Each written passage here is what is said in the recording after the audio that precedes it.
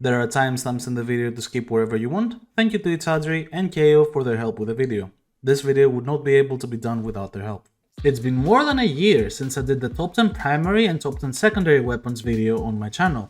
After these videos, a lot of people wanted to see a top 10 melee weapons video, but at the time, unlike the primary and secondary weapons, I did not have the knowledge to rank a top 10 melee weapons in the game, and if I'm honest, I was definitely not the only one. The Anku. Trash. Nuff said. Doo-doo water.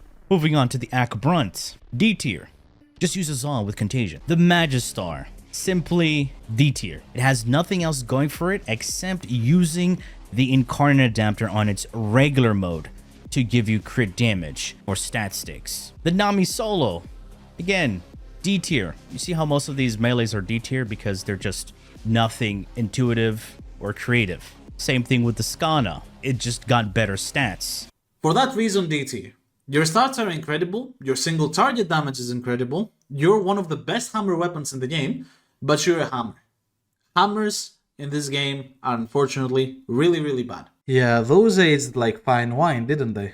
But it's okay, we all make mistakes. So yes, after a whole year, a melee revamp, new mods, new mechanics, and a lot of new weapons, I am finally able to present to you the top 10 melees of 2024?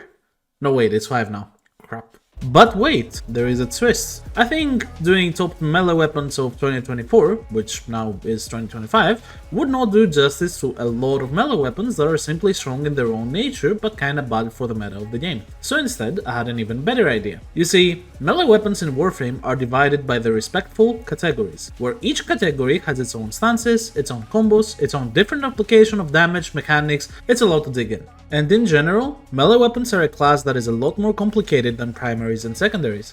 So instead of doing a top 10 melee weapons, I instead did something better. I looked into every single melee class and compared them from the worst to the best, allowing for a wider variety of weapons to shine and some other things. For example, for people that don't play melees much and only use glaive throws, they probably don't know a lot of stuff about melees that can make a huge difference. For example, stance modes. Depending on the stance mode used, a melee weapon can feel absolutely unplayable or straight up god tier.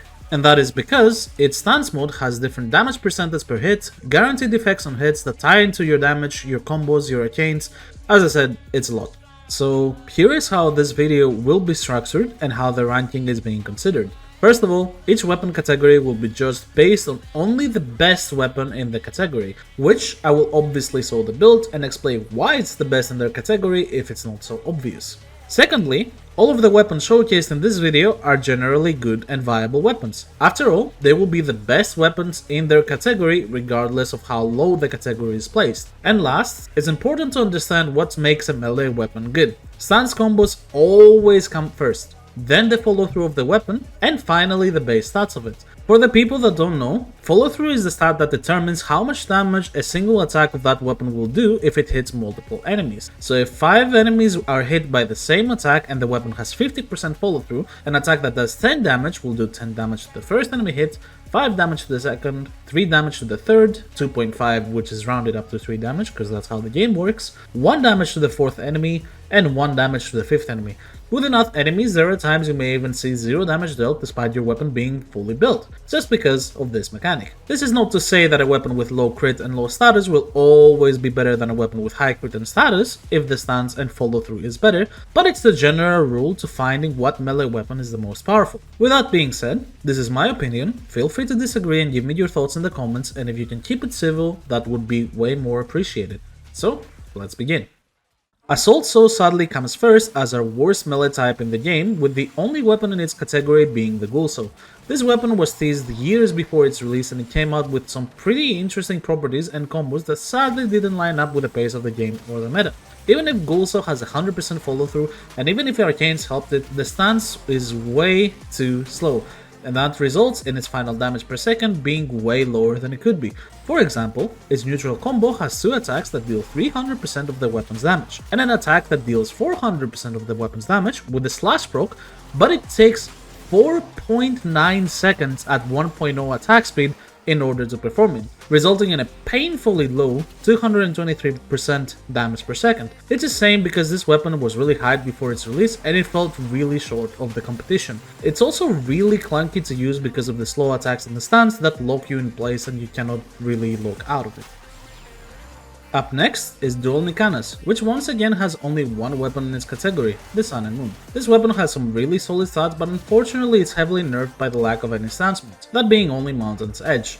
Unlike almost every other stance in the game, Mountain's Edge has simply zero guaranteed procs on its combos, with the only high damage combo being the neutral one. And that makes you lose a lot of DPS, any type of carrot control to apply afflictions, and you cannot help your condition overload mode that is mandatory in every melee build. It is very sad to see this because this is a very cool looking weapon, truly one of a kind, and very akin to the lore of the game since it's the main weapon used by Teshin. Besides the fact that it's unique and it looks cool, the Sun and Moon doesn't have anything too great going for it to rival our other weapon categories. The next class is Nunchakus, who have a bit more variety compared to the other two classes at 4 melee weapons. These weapons are significantly better than the previous two, but even the best weapon in the category, that being the Ninkondi Prime, falls behind the rest of the competition in its DPS despite having some amazing base stats. The follow through of Nunchakus is 0.5, which is the second lowest out of all weapons right after hammers, which isn't a huge issue because the innate electricity basically begs you to go for melee influence on it. The real issue once again stems in the stance mode available to Nunchakus, which is only unplanned is welcome. This stance is fitting to the weapon and looks really good in general, but it once again has very low damaging attacks and once again comes with almost no guaranteed status procs. What saves the Ninkondi Prime compared to our previous categories is the really high base stats and the innate electricity damage that greatly boosts the melee influence build path of this weapon, making it more than viable as a choice. Nunchakus are overall fun, but won't deal as much DPS as the rest of our competition.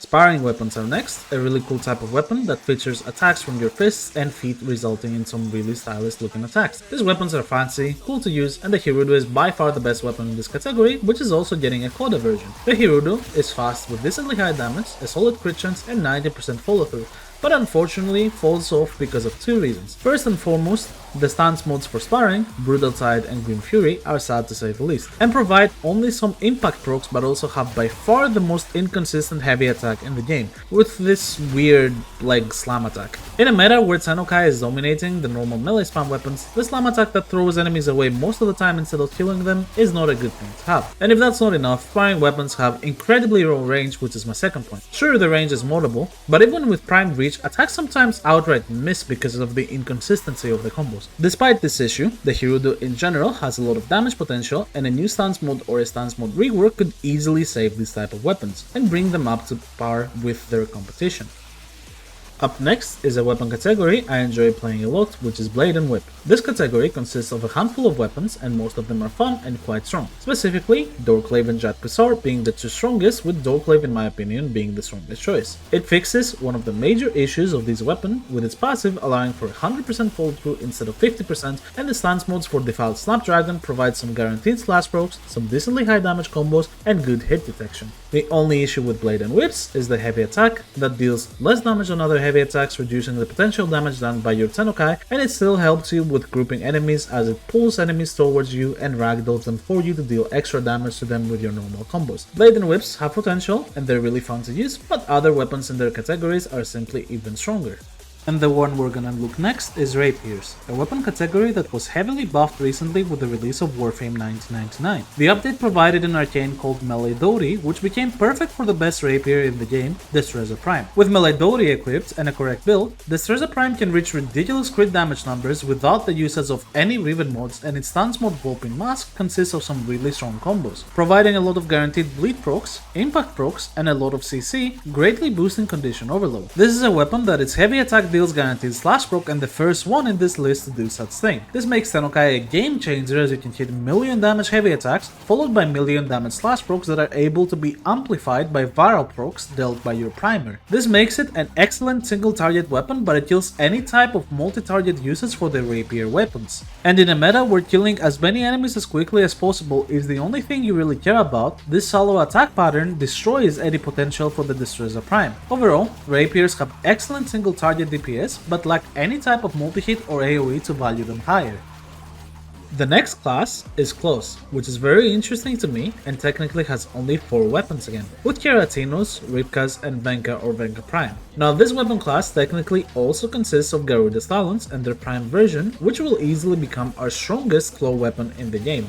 The only issue is that this weapon is only available to Garuda, and for the purposes of the video, I consider it an Exalted, and I will not include it. Which leaves us with the Venka Prime, with its unique ability of being able to reach a 13 times combo multiplier instead of the normal 12 times, and will benefit from the combo focused modes. The best close stance, Malicious Raptor, also provides some guaranteed status procs with high damage attacks and guaranteed knock-up and knockdowns, which allows for Melee Afflictions Arcane to pair perfectly and provide some juicy slash procs. The heavy attack also has guaranteed slash procs like Rapiers, pairing really well with Tenokai and providing even more high damage slash procs. Overall, weapons are starting to become way stronger, and from this point onwards it became really hard to rank each weapon. At the end of the day, it came down to how the weapon feels in combat, what their DPS showed, and how good they performed in comparison to others. None of the weapons from here onwards have any major drawbacks, it's just the fact that some weapons and some weapon categories are stronger than others.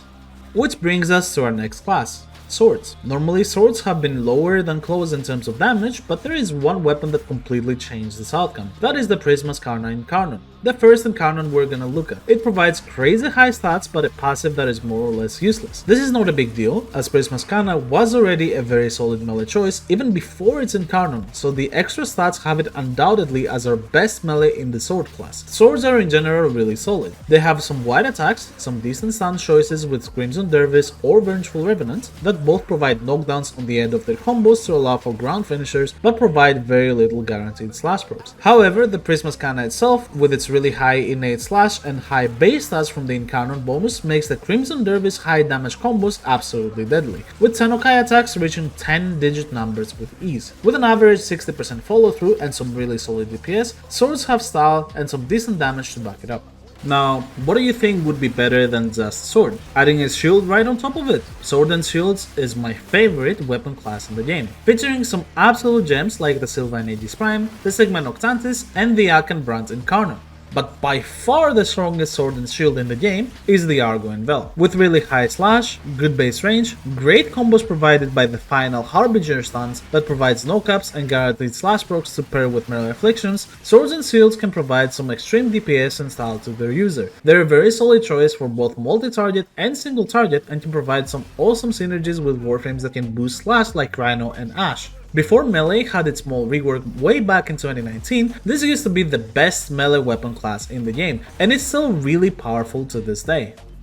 Next category may come as a surprise to some people for being this high, and that is whips. Let's be real, whips in general aren't very good. With a very limited number of weapons and the stance modes of Calling Viper and Burning Wasp genuinely being, well, mediocre, it seems that these weapons in general would be pretty bad. And yes, that's true, but counterpoint. The Verdilac exists. This whip comes with a unique block combo that provides 3 attacks, which does up to 700% damage per second on 1.0 attack speed. This combo, in combination with Tenokai's heavy attack dealing guaranteed slash, makes the Verdilac a crazy melee weapon, the whip that single-handedly carried its category up to this point. And speaking of weapons carrying an entire category, we have Scythes, which only consists of 2 weapons, the Hespar and the Corufell. Both of these weapons have excellent stats, but their stance scale for stone is utter garbage. Like, close to Butcher's... I can't even pronounce this. Close to this stance type of garbage. However, the Corufell has its unique heavy attack that turns it into a gunblade and an absolute powerhouse of a weapon. The attack is really wide, has really high damage, really high crit, multiplicative CO, and a whopping 30 meters range even without Jetstream. It's in fact so good as an attack that your ideal build for the Corufell is better off focusing on the heavy attack only instead of using Tenokai because it's simply way more damage. If the stance itself was good to account for the usage of Tenokai, it would have made the Corufell even better than it already is and possibly boost its class even further. Next up is staffs. These are weapons that come with high impact damage besides two exceptions. That is the Tipedo Prime and the Bow Prime with its Incarnon, which are both incredibly powerful. Tipedo Prime with its high stats and 80% base slash can provide a crazy number of slash procs on your combos, while the Bow Prime Incarnon has two incredible perks to choose from. One of them allowing it to reach a whopping 62% base status chance, which is the highest of any melee in the game, and the other one giving it a chance to deal a slash proc whenever the weapon deals an impact proc, which is really likely. The stance of Clashing Forest has one of the strongest neutral combos in the game, which also knocks the enemy up to allow for that extra slash procs from afflictions, but sadly lacks any guaranteed procs. For me personally, Tipedo Prime has the edge over the Bow Prime Incarnon because of this, but both weapons are superb and it mainly comes down to the person's preference. The only downside of staffs is the low 50% follow through. Still, they pose incredible DPS and they are very mobile with fast attacks and high range in general.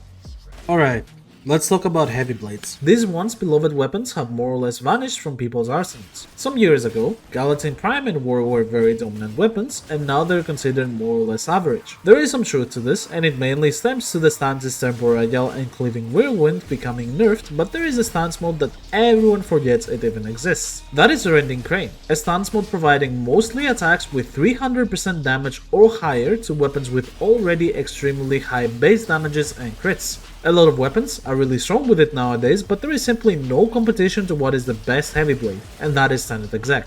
A weapon you have seen many times in this channel because of the amount of exploits it can do with its unique heavy slam. These waves deal crazy damage in a cone in front of the player, have super high crits making their multipliers absolutely ludicrous, and can be applied from Tennokai. Simply proc Tennokai and then jump and heavy attack, and that will give you some ridiculously high numbers. With a good stance and a pocket nuke to pair in your heavy attack, the Exec will destroy enemies in its path, carrying the heavy blade category to a way higher spot than it would normally be. Now this may come as a surprise, but the next weapon category is two-handed Nikanas, a class with 5 very stylish weapons that, well, 4 of them are fairly decent, but there is one of them that is ridiculously overpowered. Do not sleep on the Tenet Livia. Even if it has the smallest range of its class with 2.5 meters, it has the highest base damage of its class, reaching a whopping 316 base damage. For comparison, the Tacho Prime has 230 base damage and its last percentage is way lower than that of the Livia. And if that's not enough, these weapons have the strongest ground heavy attack in the entire game. A 600% guaranteed slash proc attack that lifts enemies into the air. The simple reason as to why the Livia is so much better than the rest is because slash procs only scale off of a weapon's base damage and crits. And because the progenitor bonus of the weapon counts as base damage, that made me hit the highest slash procs I did out of every melee I tried. It's crazy how underlooked 200 Nikanas are, and they all got swept under the radar for the longest time. Tennokai has broken this weapon class ever since its release, and I am giving them the attention they deserve. Speaking of deserved attention, we have Machetes, which consists of a small handful of weapons and 2 stance modes that are both very mediocre. The stronger of the two, Cyclone Kraken, has little to no guaranteed procs, pretty average damage per combo, and Machetes have this weird heavy attack. So in general, they can feel awkward to use for a lot of people, but aren't too bad in general. There is an argument to be made by Slaytra, which can be very good with its high status chance and slash damage, but nothing can even compare to how strong the Nami solo is. If this weapon was a Dagger, which we're gonna look into later, it would easily be the best combo-based melee in the game. The stats on it are nuts. It has 100% follow-through, crazy range, slash-based, good damage. It quite literally has everything, except a decent stance mode or a good heavy attack. While the Nami solo is a fan favorite and the best melee vortex abuser in the entire game, it starts falling off at higher levels due to the stance mode being super mediocre. It's still an incredible choice and one of the best melees in the game. Which brings us to Tonfas, a class that features one of the most used weapons in the entirety of the game, the Praedos. Tonfas have some insanely strong weapons like the Cronen Prime and the Prisma Oma, and this is due to their amazing stats but also one of the best stance modes in the game, Sovereign Outcast. It has everything: high damage attacks, guaranteed procs, crowd control, slash procs, a good heavy attack. It's a top tier stance. But if that's not enough, Praedos with its really high slash damage, really high base damage, attack speed, and one of the best encounters in the game with its passive making you a speed demon, there is no question in my mind why this is one of the most popular weapons in the game. It gives a user utility, even if not actually used for killing, but its killing capabilities are also extreme. High range, good stats, and combat passive to extend range on slide attacks or gain combo faster through slams or by simply picking up ammo. This is the jack of all trades melee.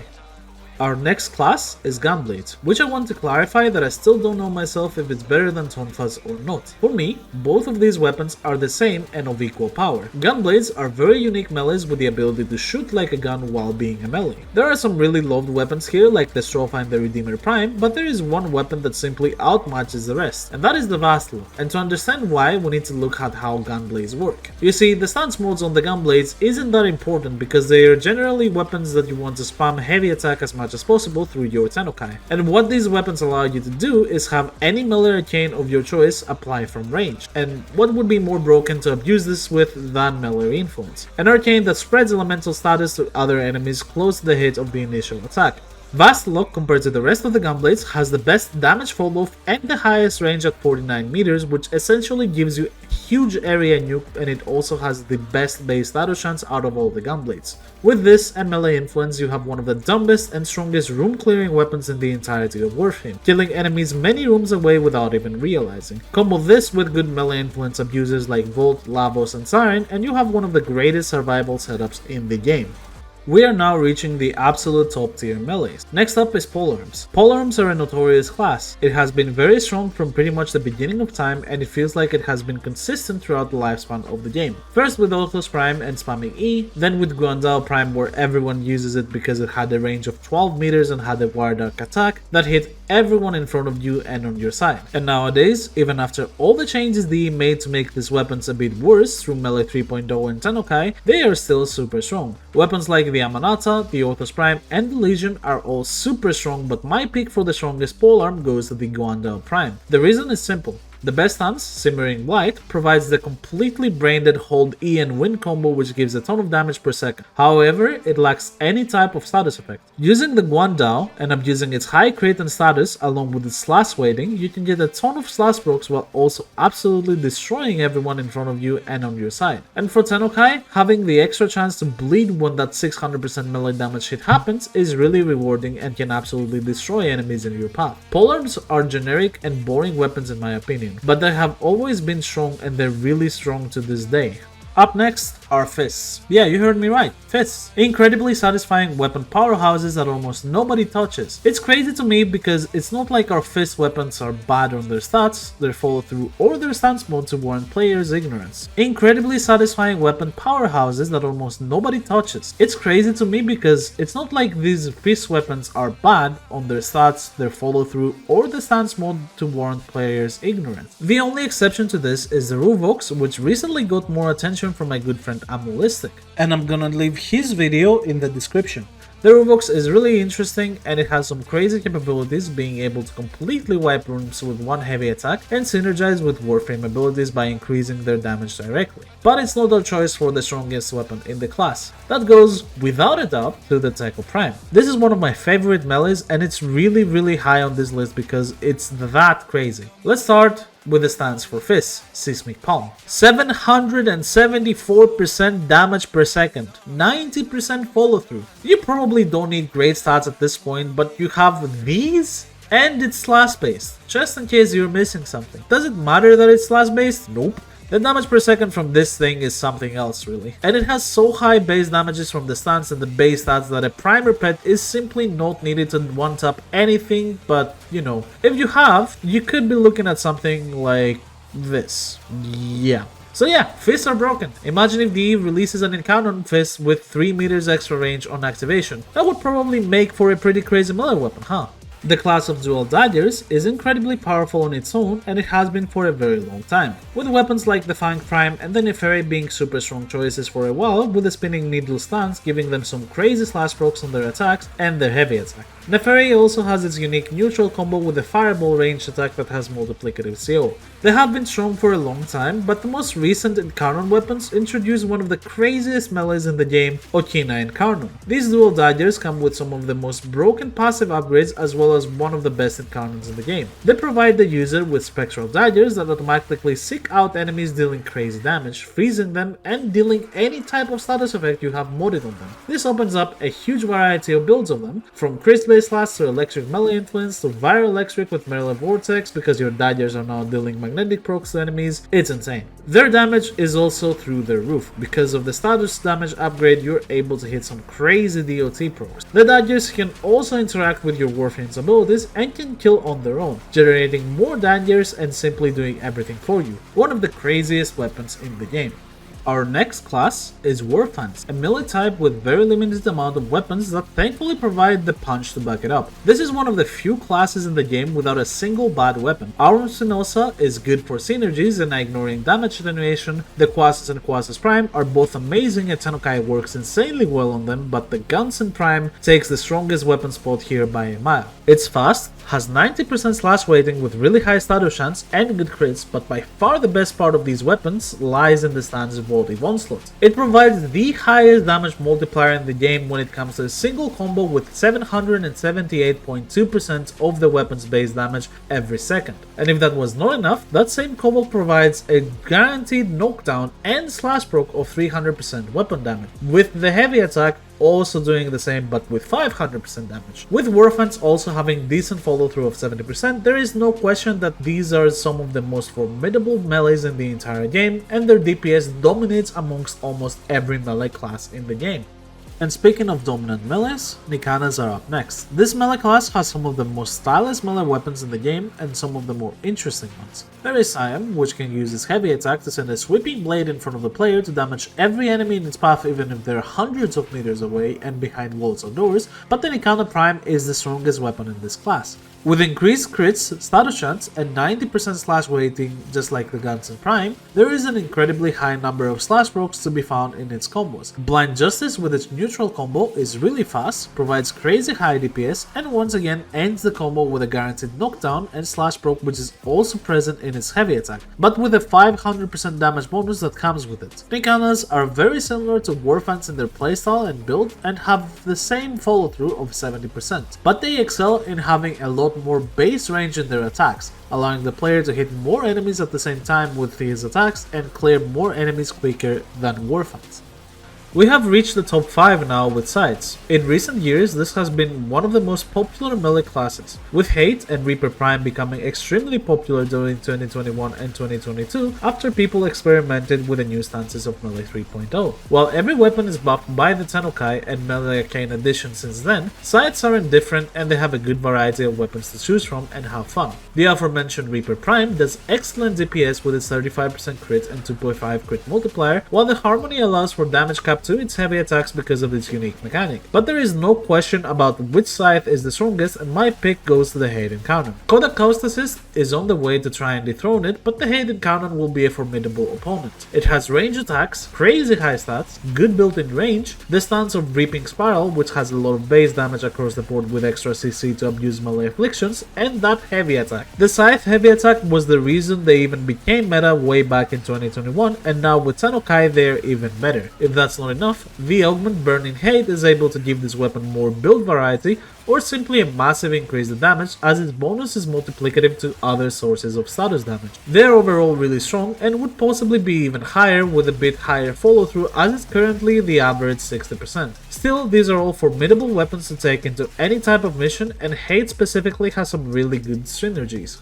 Number 4 and number 5 spots are basically interchangeable, and I only put them this way because of my personal preference on what to use. Dual swords are all incredible. With a wide variety of weapons to choose from and some crazy stances, these weapons are generally super strong. We have weapons like Nami's Hyla Prime, Dual Zoran Prime, Dual Kamas Prime, Dual Carriers Prime, and hell, even the Twin Croaker can be really strong. But I don't think anyone would be surprised when they hear my top choice is the Dual Icor Incarnon. This weapon is ridiculous and provides some of the best synergies between weapons and gun buffing warframes in the entire game. The clouds left behind by the Incarnon of this weapon take elemental modes into account and warframe elemental buffs, and it is generally able to kill on its own. Even without it, the Cloud itself is priming for you, while the insanely high base stats combined with its innate high slash and toxing rip everything to shreds. The neutral combo, besides not dealing crazy damage, provide 3 different slash procs, with an added knock-up and knockdown to boost the proc number when combined with melee afflictions. The stance mode of Swirling Tiger provides some really good DPS, but from my tests, Carving Mantis has forced many procs in its combos that it simply clears in terms of DPS. The neutral combo, besides not dealing crazy damage, provides 3 different slash procs with an added knock-up and knockdown to boost the proc number when combined with melee affliction. Considering these weapons are excellent with melee influence as well, stance mode really becomes a preference here, Carving Mantis for general use or Swirling Tiger for a melee influence setup, with the general downside of dual swords having 50% follow through becoming obsolete while using dual E-core. There is little to no flaws in these amazing weapons.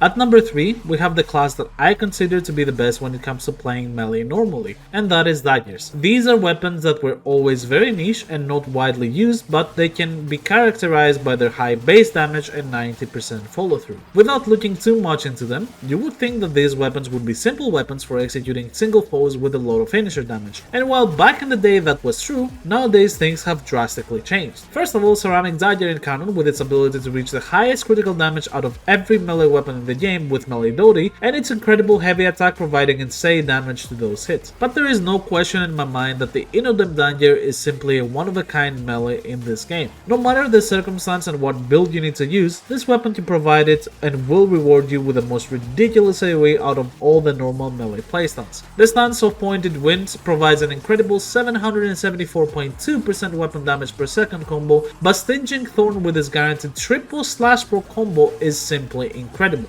And Innodem, with its Incarnon, allows for the heavy attacks to reach up to a whopping 15 meters of range with 90% follow through and a guaranteed slash proc. The Innodem is no joke. The Incarnon also gives you ranged attack daggers to throw at your enemies, while Airborne to have another ranged attack with guaranteed radiation just in case you need it, which can be even built for directly with Aero Vantage to stay in the air while consistently shooting the daggers out. The ridiculous build diversity on the Innodem paired with its massive damage and range easily makes it the best melee to use for normal melee gameplay. And why do I mention normal melee gameplay? Because the number 2 and number 1 spots are taken by melee weapons that don't play quite like the others. At number 2, it's Hammers, the most meta class in the game in the Asian server. Hammers and slam attacking in general are so popular in the Asian server that you are guaranteed to find a person using a hammer every single mission. And why is that? Simple. Hammers are the hardest hitting melee weapons while also providing the highest slam attack range on their heavy slam attack, which is 10 meters. This makes weapons like the Volnus Prime with its basically guaranteed slash proc, the Sampotes with its unique slam waves, and the Jat Kirag with its augment some insane choices to build for. But the strongest hammers in the game and the ones that you're gonna see the most are Magistar and Arca Titron. Magistar Incarnon is by far the most popular hammer in the Asian server, as it provides double slam attack range of 20 meters instead of the normal 10 meters. And its Incarnon providing a base crit damage of 3x really puts it over the edge when it comes to dealing with base telepath units. Even with minimal effort, it's easily able to absolutely destroy enemies up to level 1000 with a single slam, and it can go all the way to level cap with a really good Warframe setup like Siren or Purple Tau Wisp with Corpuscular.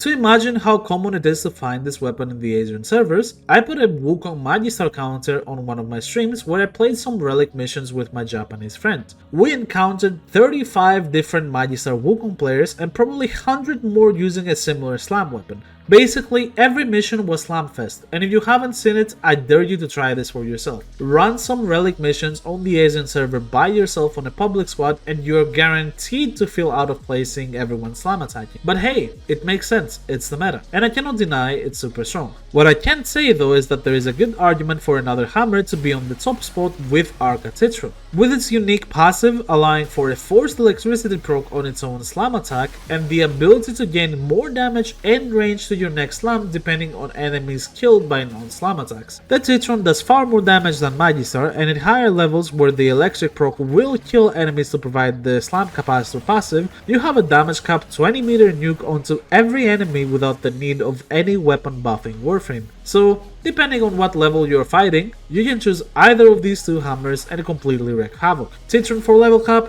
or Magistar for base Steelpath and ADA. But at the number 1 spot, and I'm sure people are not surprised to see this, are Glaives. This class, just like the Warfans, has 0 bad weapons. The Kestrel can be good, the Halikard can do this, and obviously then you have the Zoris, the Glaive Prime, the Sarada, and you know, the list goes on. Obviously all these melees are thrown, so you need to throw them, heavy attack and boom, big damage. From far away also. And that provides a guaranteed proc at the end depending on which weapon you use. But the best glaive in the game, without a question, which makes it the best melee weapon in the game in my opinion, is the Falcor. Now this is where things get interesting. But my Zoris! My Glaive Prime! They're so good!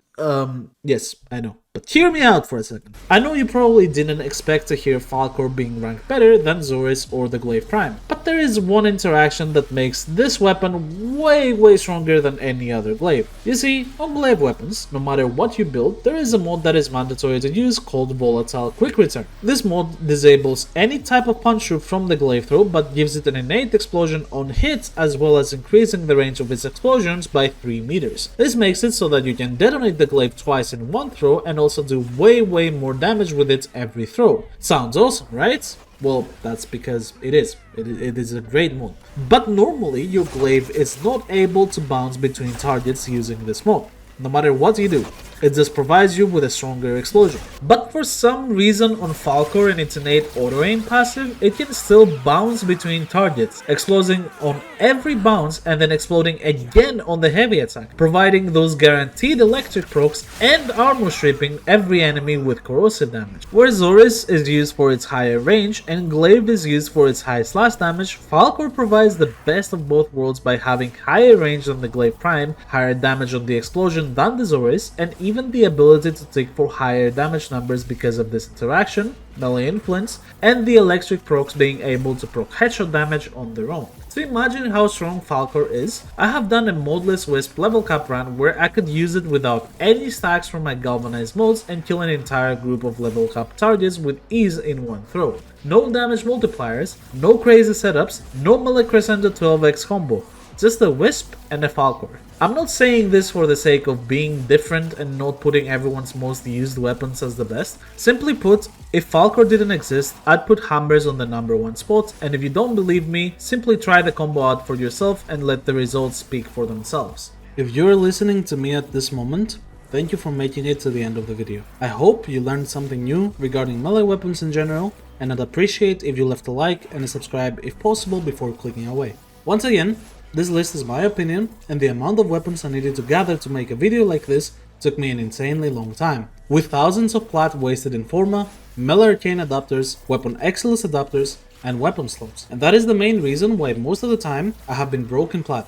Anytime I traded with someone, I did so in the least amount of time spent, and I immediately spent the plat on one of the mentioned resources. But I believe in the end, it was worth it. I hope that you try some of the weapons showcased in this video to see how strong they are for yourself. And if you have a favorite weapon that I missed, throw it in the comments and tell me why you like it so much. I might just give it a try and like it.